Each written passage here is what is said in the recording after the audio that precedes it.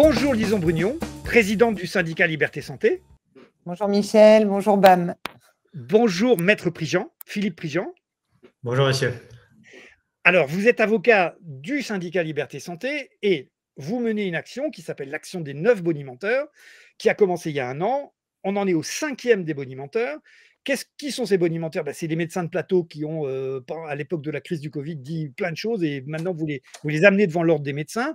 L'action a commencé il y a 1 an. Il y a 1 an, il y a eu 4 plaintes d'affilée contre les 4 premiers, qui, je rappelle, sont André Grimaldi, Gilbert Deray, Karine Lacombe et Jérôme Marty. Et puis, pendant 1 an, ça s'est arrêté. Que s'est-il passé pendant 1 an? Vous n'avez pas chômé, mais dites-nous pourquoi ça s'est interrompu. Que s'est-il passé pendant 1 an? Alors, pourquoi ça s'est interrompu? Je laisse répondre Madame Brugnon. Merci Maître Prigent. Oui, pendant 1 an, donc, il y a eu le début de l'action qui a commencé donc, avec quelques médecins. Il n'y avait qu'un avocat à l'époque.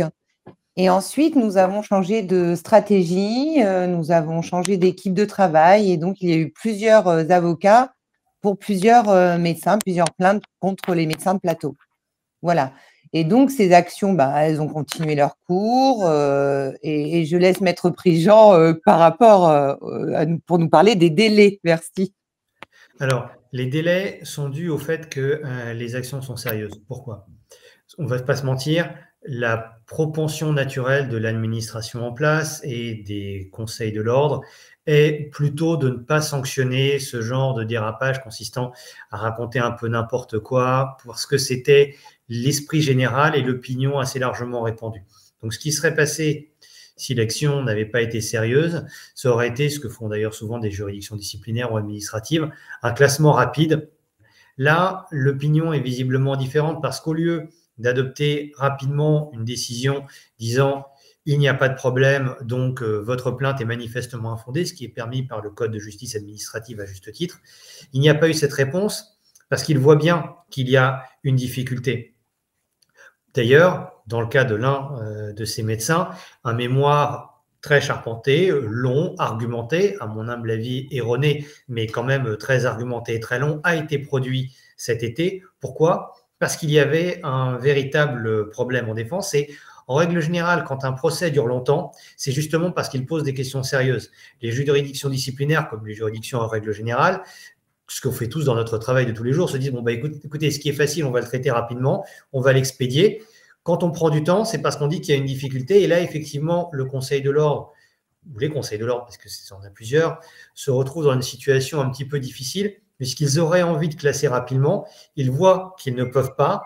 Donc, le temps court et la procédure dure parce qu'en face, il y a une véritable résistance liée à la conscience qu'il y a un véritable problème. Je reviens, si je peux me permettre, en lien avec ce que vous dites, Maître Prigent, sur cet échange d'arguments. L'échange d'arguments, il est matérialisé par un échange de mémoire entre les parties. Donc, en effet, il y a eu les plaintes. Ensuite, la personne qui est accusée de certains faits va produire un mémoire et le syndicat, grâce aux avocats qui nous accompagnent, va aussi reproduire de nouveau une réponse, une réplique à ce mémoire et ça peut durer un moment. Est-ce que vous pensez qu'il peut y avoir des risques? C'est-à-dire que dans ces échanges, l'ordre a des... Parce que l'ordre est plutôt à protéger, semble-t-il, ces médecins, puisqu'ils ont beaucoup accusé les médecins qui, eux, avaient soigné. Est-ce que l'ordre a des possibilités d'échappatoire ou est-ce que l'ordre est obligé de se conformer aux plaintes et de les suivre? Alors, je vais vous répondre j'ai vraiment l'air de faire une réponse d'avocat, mais il y a des deux. C'est-à-dire que, comme le disait un de mes premiers patrons, vous savez, à la chasse, même à la chasse à courre, le gibier a sa chance. Donc, effectivement, quand quelqu'un se défend, et c'est tout l'intérêt d'avoir un travail sérieux qui est d'ailleurs très bien mené avec l'aide, dans mon cas, pour les plaintes que je fais, du syndicat Liberté Santé, il faut travailler, il faut argumenter. On ne peut jamais arriver dans un procès, c'est extrêmement imprudent, en se disant mon dossier est très bon, je n'ai pas besoin de travailler, je vais gagner tout de suite. Donc, évidemment, il y a en face un travail de défense qui a peut-être une chance de fonctionner. D'autant plus que, alors ça montre que la plainte au départ était sérieuse, mais parce qu'il y a une vraie défense, de ce que j'ai vu, argumentée en essayant de faire feu de tout bois pour échapper à la condamnation. Donc, effectivement, de ce point de vue-là, il y aurait potentiellement un risque d'échec. Et c'est l'intérêt d'ailleurs de faire ce travail sérieusement. Ensuite, sur le fond, les dossiers sont quand même accablants. C'est-à-dire que la règle est assez simple. C'est de dire, en substance, quand vous travaillez en tant que médecin, et qu'ensuite vous prenez la parole, vous devez faire preuve de prudence. Un médecin est censé parler comme ça. Or, ici, dans le cas des bonimenteurs, nous avons affaire à des gens qui ont absolument abandonné toute prudence. C'est-à-dire à quel moment les avons-nous vus douter? À quel moment, face à une question qui était nouvelle et complexe, personne ne pense que cette maladie était connue depuis bien longtemps, la preuve, elle était nouvelle. Personne ne pense que les vaccins ARN sont connus depuis des décennies, la preuve, ça vient d'être mis en pratique. Donc, il aurait fallu faire preuve de prudence. Or, les déclarations qu'on voit chez eux, alors pour le bonimenteur numéro 5, par exemple, c'est saisissant, les déclarations sont accablantes, c'est-à-dire qu'on voit bien que le bonhomme, au lieu de parler comme un professionnel, a parlé comme un pilier de bar qui est venu, il a pris 3 pintes et résultat, il vous raconte ce qu'il est en train de croire en abandonnant toute forme de sérieux, donc de réserve. C'est le docteur Megarban. Bruno Megarban. Exactement. Et Bruno est familier des déclarations à l'emporte-pièce, mais complètement irréaliste, ou à la lecture, et je remercie d'ailleurs le syndicat Liberté Santé qui au départ a fait une compilation de ces déclarations, je me souvenais que le bonhomme avait un peu raconté n'importe quoi, c'était, et quand j'ai vu le dossier, bien pire que ce que j'imaginais. Vous avez des exemples de… Par exemple, dans la plainte, quel genre de… Sur quelle phrase, sur quelle intervention précise? Donnez-nous des exemples pour qu'on comprenne. Alors, je vais vous les donner, et je vous précise que c'est vrai, parce que les gens qui nous regardent, ils disent quand même, d'accord, même avec un coup dans le pif, il n'a pas pu raconter ça. Mais si, il a pu. Là, le bonhomme vous dit, par exemple, toutes les personnes qui vont attraper le Covid vont arriver à l'hôpital. On est le 11 août 2021, le Covid est là depuis plus de 18 mois. À la limite, je ne sais pas, enfin, ça n'aurait pas été intelligent non plus, mais il aurait dit ça tout début 2020, on serait dit, on ne sait pas trop tout. Là, le 11 août 2021, tout le monde dans la population française, je ne parle même pas des médecins, n'importe qui, connaît des gens qui ont eu le Covid. On connaît tous plein de gens qui avaient eu le Covid le 11 août 2021, et on sait très bien qu'ils ne vont pas tous aller à l'hôpital. Vous avez d'autres déclarations absolument lunaires où il vous explique que les personnes qui sont le plus à risque sont les enfants. On sait très bien que l'âge médian du décès est au-delà de 80 ans. Si la moitié des gens qui décèdent à plus de 80 ans, plus de 84 ans en l'occurrence, c'est bien que les personnes les plus à risque sont les personnes les plus âgées, pas les enfants. Tout le monde le savait. Même quand vous voyez des pubs qui étaient un peu ridicules, votre enfant de 5 ans va tuer mamie parce qu'il n'est pas vacciné, bon, c'est en dehors du côté sociopathe de la chose, mais personne ne pensait que c'était mamie qui allait tuer le gosse de 5 ans. Enfin, même les partisans frénétiques, il y en avait qui étaient très frénétiques, mais de la vaccination obligatoire ne vous disaient pas on fait ça pour protéger les enfants de 10 ans. Ils vous disaient non, c'est fait pour protéger les personnes les plus âgées. Le mec n'a même pas le niveau de connaissance ou de compétence du journaliste de base mainstream sur BFM. Ça ne rassure pas quand même. On vous sent, Maître Prigent, comment dire, vous avez parlé de la mesure de l'avocat, mais on sent que vous vibrez avec le cœur, parce que c'est vrai, moi aussi, je me souviens, quand Megarban, avec le docteur Megarban, avec une voix suave, appelait à la vaccination des petits-enfants, et qu'en plus, sur les plateaux, aucune contradiction. C'était quand même… Quand nous savions déjà à l'époque, il y avait déjà des données nombreuses qui venaient des États-Unis et de partout ailleurs, qu'il y avait un danger avec ces vaccins. Et là-dessus, avec des affirmations, là encore, on les retrouve. Alors là, je ne vais pas toutes les citer parce que là, je vous ai cité des exemples, mais là, quand il y a 15 fois la même phrase, je ne vais pas la citer, ou 30 fois, parce que c'est de cet ordre-là. Où il vous explique qu'on est absolument certain que si on est vacciné, on ne transmettra pas le virus. T'en sais rien, mec. Enfin, je veux dire, vraiment, t'en as absolument aucune idée. Il n'y a absolument aucune démonstration que c'est le cas.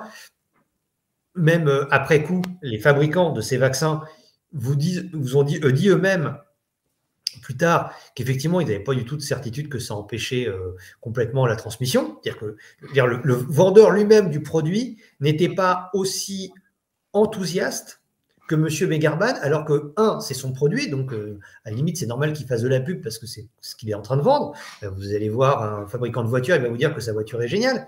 Mais au moins, le fabricant de produit, lui, avait une forme de sérieux. M. Megarban parle, et c'est ce qui est extrêmement gênant là-dessus, d'une façon qui décrédibilise sa profession. Je vais même aller un petit peu plus loin, ça c'est pas stricto sensu de la déontologie propre aux médecins, mais il y a des métiers qui repose sur une forme de compétence et de sérieux, médecin, avocat, il y en a sans doute quelques autres, mais où la profession en elle-même est crédible lorsqu'elle fait preuve de rigueur dans l'expression. Il est très important d'avoir cette rigueur dans l'expression parce que ça évite que les gens pensent que ces métiers sont des métiers de charlatans. Ça évite aussi que les gens, après, se disent « mais si ce sont des métiers de charlatans, est-ce que je peux vraiment avoir confiance ?» C'est-à-dire que, et c'est le problème avec général, avec quelqu'un comme M. Megarban, malheureusement pas le seul, c'est que lorsque vous entendez quelqu'un comme lui dire manifestement des clowneries, parce que le bonhomme n'a rien vérifié, ces déclarations sont contradictoires les unes avec les autres. C'est-à-dire que la première moitié de la plainte contre lui, c'est je prends la déclaration de M. Megarban à un moment, je prends la déclaration de M. Megarban à un autre moment, visiblement il n'est pas d'accord avec lui-même. Il y a une jolie formule de Talleyrand qui est de dire « je pardonne aux gens d'être en désaccord avec moi, pas d'être en désaccord avec eux-mêmes ». Comment voulez-vous prendre au sérieux une profession dont les gens se contredisent? Et c'est très dangereux parce qu'après, quand les gens vont aller voir leur vrai médecin sérieux, parce qu'il y a des médecins, des professions de santé sérieuses, ils se disent « mais le bonhomme me dit par exemple qu'il faut arrêter de fumer » ou quelque chose de moins évident, mais qu'est-ce qui me dit qu'en fait, ce n'est pas un clown et qu'il n'est pas en train de raconter n'importe quoi? Pourquoi changerais-je mes habitudes? Pourquoi l'écouterais-je? Moi, si c'est pas une question, rapidement, je vais faire un témoignage personnel. Donc moi, dans mon village ici de 1000 habitants, où il y a toutes sortes de gens, il y a aussi une très forte ruralité et du tourisme parce qu'il y a une station de ski pas loin. J'ai vu les médecins ici. J'avais beau montrer en 2020-2021, à l'époque des soins ambulatoires, puis de la vaccination, des preuves, des documents. En face, il y avait ces gens, c'est ce que vous appelez les 9 bonimenteurs et tous les autres, qui sur les plateaux télé, et c'était imparable.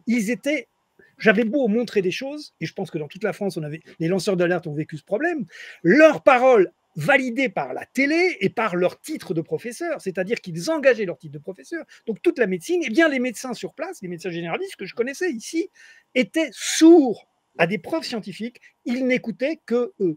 Donc, ce que vous êtes en train de faire, là c'est une question, est-ce que vous êtes en train de...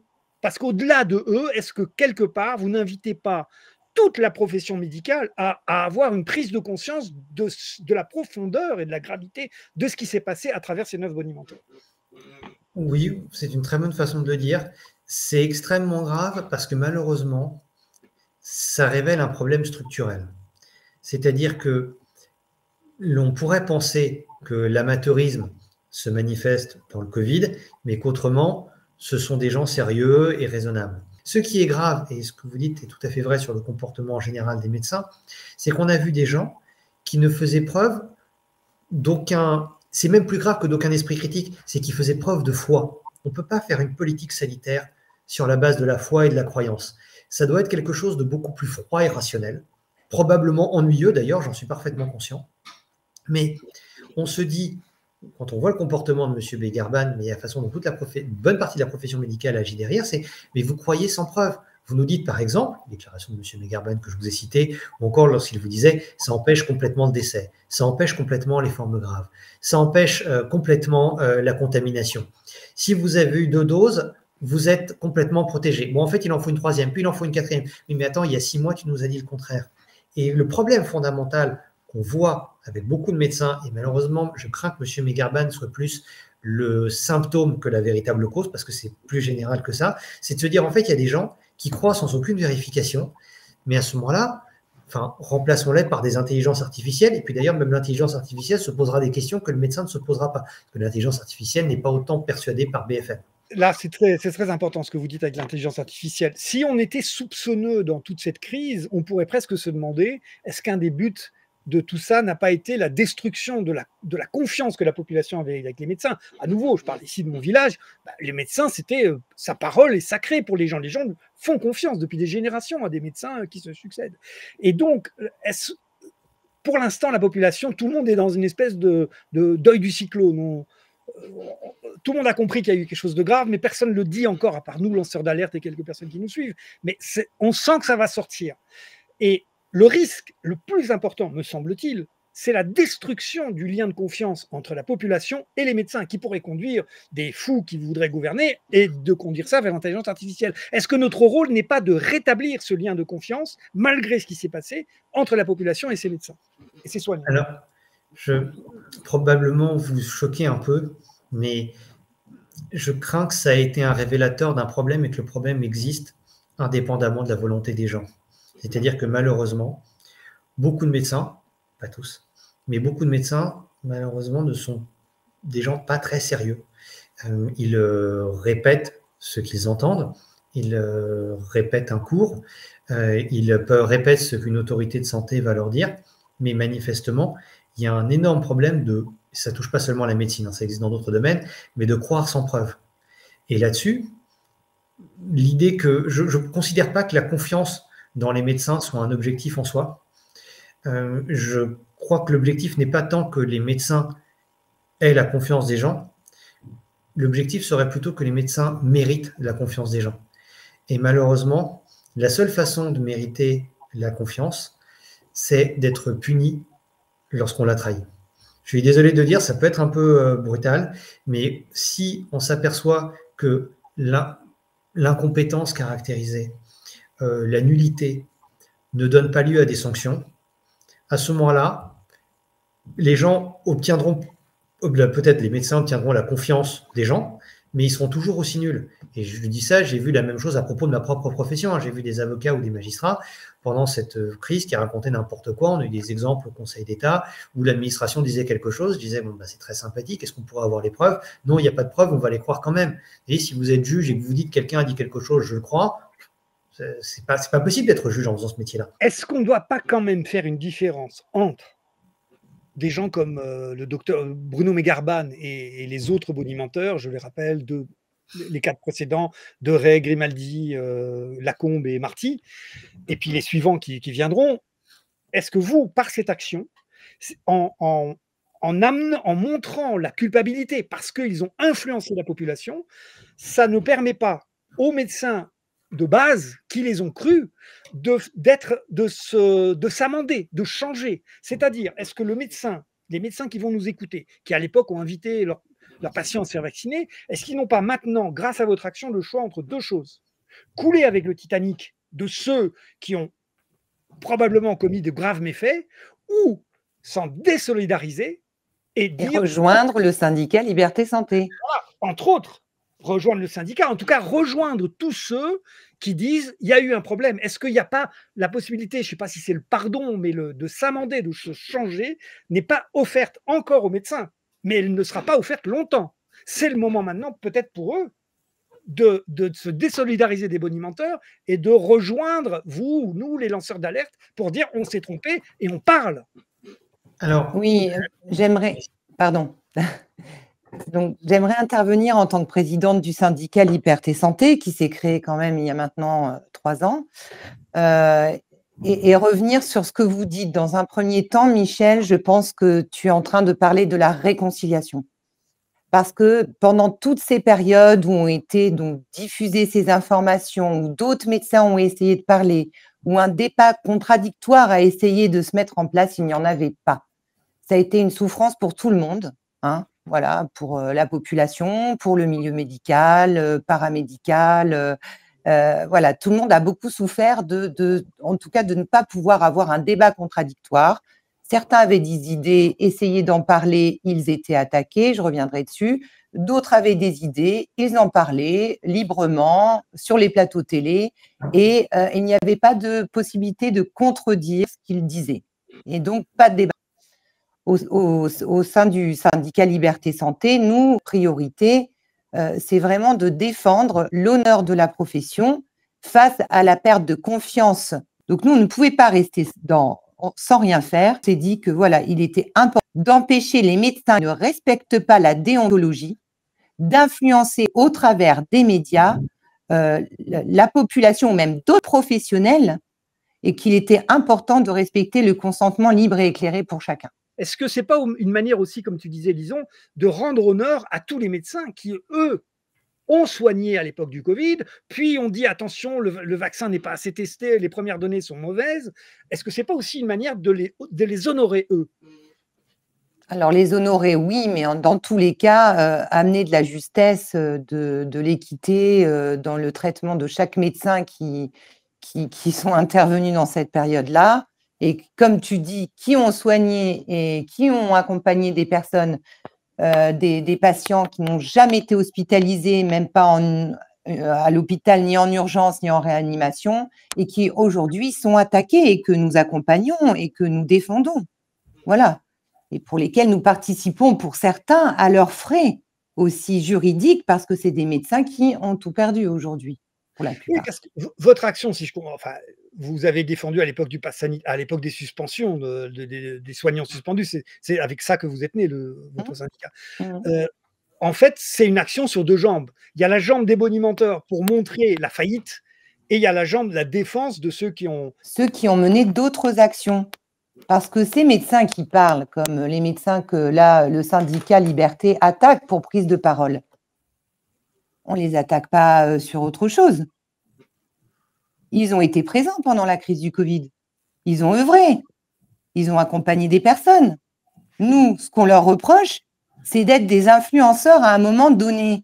Un moment donné où ils prennent la parole et où on sait que d'autres médecins qui sont dans l'ombre prennent la parole aussi et sont attaqués par leurs ordres pour prise de parole eux-mêmes.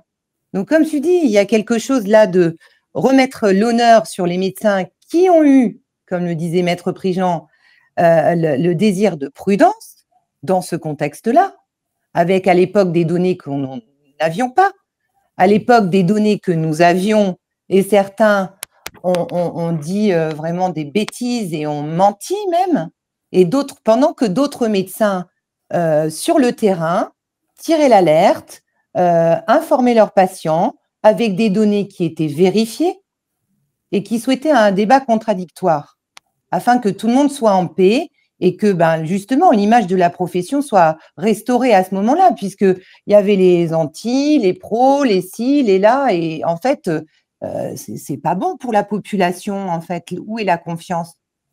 Mais Donc, nous souhaitons restaurer ça. Est-ce que En tout si cas, des y médecins nous participer. entendent, et si peu à peu dans les semaines, des mois qui viennent, grâce à cette action, des médecins sur le terrain, des médecins généralistes ou des spécialistes, en tout cas des médecins qui, eux, n'avaient pas la parole à la télé, viennent, prennent la parole, je les invite d'ailleurs à le faire peut-être, prennent la parole, disent on s'est planté. Nous, ils peuvent nous contacter en venant sur le site du syndicat Liberté Santé. Voilà, on sera là pour les accueillir, les répondre. Ces personnes-là, si elles ont besoin, en effet, comme tu dis, de témoigner, de parler, ça ne peut que remettre de l'humain au cœur du soin. Donc, nous, c'est un de nos objectifs, c'est vous êtes des professionnels, on a pu faire des erreurs, en effet, les professionnels peuvent faire des erreurs, mais dans tous les cas, ce qui est important, c'est de rester solidaire. Nous ne savons pas ce qui va se passer demain, on n'est pas à l'abri d'autres situations, voilà, comme nous avions vécu dernièrement. Donc, ce qui est important, c'est de se fédérer et d'être solidaire et puis de se libérer aussi. J'entends ton mot solidaire. En fait, le choix qui se présente maintenant aux soignants qui se sont tus, à la grande majorité des soignants, c'est être solidaire avec les bonimenteurs, rester solidaire avec les bonimenteurs, ou rejoindre les gens qui ont soigné comme vous ou qui ont alerté. C'est ça, beaucoup sont restés dans l'ombre, hein, beaucoup sont restés dans l'ombre et on les remercie en tout cas d'avoir œuvré comme ils ont œuvré, parce que je pense que sans cette chaîne de solidarité, justement, la population aurait perdu confiance dans le soin à un moment donné. Parce que c'est vrai, vous, les suspendus, quelque part, avez sauvé les suspendus de l'époque. On a accompagné, en effet, nous avons accompagné des personnes qui, en tout cas, souhaitaient préserver en tout cas leur consentement libre et éclairé. Je reviens sur ça, hein, c'est un choix. Voilà, c'est pas chacun a fait comme il a voulu à ce moment-là, mais certains ont pu perdre leur profession aussi, leur travail, leur rémunération. Donc nous, on s'est constitué comme syndicat pour que les personnes qui souhaitaient en tout cas préserver leur consentement libre et éclairé, sans jugement d'aucun choix de personne, soient accompagnées, parce que l'État n'a rien mis en place à ce moment-là. Oui. Et alors, voilà. J'en reviens à l'action des 9 bonimenteurs. C'est une question pour tous les deux. Quelles sanctions demandez-vous? Alors, le plaignant, en matière disciplinaire, n'a pas à demander une sanction ou une autre. Ce n'est pas votre rôle en tant que victime de faire ça. Donc là, ici, le syndicat peut agir. Les personnes qui ont été directement victimes de fractions déontologiques peuvent agir, peuvent demander une sanction, mais ils n'ont pas à dire, à réclamer une sanction. Ensuite, à mon humble avis, la sanction qui s'impose au-delà d'un certain degré de pilier de barre au lieu que de professionnel, c'est la radiation. Mais pourquoi je dis la radiation? Parce que c'est la seule façon de montrer que visiblement on essaie d'exercer un métier sérieux et qu'il faut arrêter de raconter n'importe quoi. L'intérêt des sanctions, la formule n'est pas de moi et de Napoléon, il disait que la sévérité prévenait beaucoup plus de crimes qu'elle n'en punissait. L'intérêt, c'est même pas forcément de punir. Si, il y a des gens qui sont des sagouins, mais c'est pas le cœur du problème. Il faut montrer aux gens, à la profession et à ceux qui regardent derrière, qu'il y a de véritables sanctions à faire preuve d'un mépris complet des règles élémentaires de prudence. Et aussi parce que si vous faites preuve d'un mépris complet des règles élémentaires de prudence en disant comme argument « moi je crois que », et en tout cas ce que je dis est gentil, donc j'ai raison, c'est déjà grave quand vous donnez votre avis en matière de santé publique, mais le risque c'est qu'en fait c'est un trait de caractère, c'est une façon de penser, c'est une habitude, une manière d'être. Ça veut dire que vous êtes comme ça le jour où vous opérez un bonhomme. Moi, ma conviction, quand il y a un problème, c'est qu'il faut enlever le rein gauche. Vraiment, voilà, j'enlève le rein dès qu'il y a quelque chose. Attendez, vous êtes sûr de votre coup, vous avez vérifié, il y a des données, vous avez ouvert le dossier médical. Non, c'est une croyance. Je pense qu'enlever, en plus, j'aime pas les reins gauches, donc je les enlève.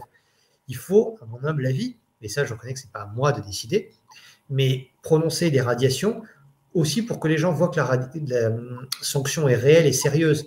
Sinon, on tombe dans un même problème qu'on trouve parfois en matière pénale dans ce pays, où un certain nombre d'infractions ne sont pas punies réellement. Beaucoup d'agressions sexuelles, par exemple, pour lesquelles on ferme les yeux. Il y a beaucoup d'endroits où il y a du trafic de drogue et en fait, on ferme les yeux. S'il n'y a pas de véritable sanction, les auteurs des infractions, mais surtout tous ceux qui regardent, vont se dire en fait, on n'est pas puni. Donc, si on n'est pas puni, on n'est pas obligé de faire attention. Donc, on peut continuer à laisser à se développer l'amateurisme et le je m'en foutisme. C'est beaucoup trop grave parce que les conséquences sont beaucoup trop graves. Oui, je voulais quand même ajouter, en plus des suspendus, donc nous, on a été très proche des suspendus, 606 jours de suspension sans rémunération, sans salaire. On est aussi proche des associations de victimes. Voilà. Nous sommes des soignants, nous avons été très touchés, bien entendu, par la perte du travail, l'atteinte au droit du travail pendant cette période. On a été atteint par tous ces influenceurs, bien évidemment. Nous sommes touchés aujourd'hui par les associations de victimes qui nous écrivent aussi et qui nous disent merci aussi de porter cette action contre les médecins influenceurs, contre les médecins de plateau, parce que nous sommes nombreux à les avoir écoutés. Et aujourd'hui, nous avons des effets indésirables des injections. Et donc, les associations, les syndicats, les professionnels se donnent la main et œuvrent ensemble vers un objectif. Donc aujourd'hui, qui peut soutenir cette action? C'est tout le monde.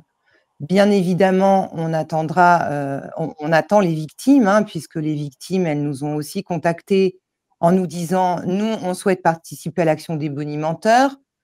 Pour un tel, moi, j'ai écouté ce qu'il a dit à tel moment et je n'ai pas entendu, en tout cas, de débat contradictoire, comme on disait tout à l'heure.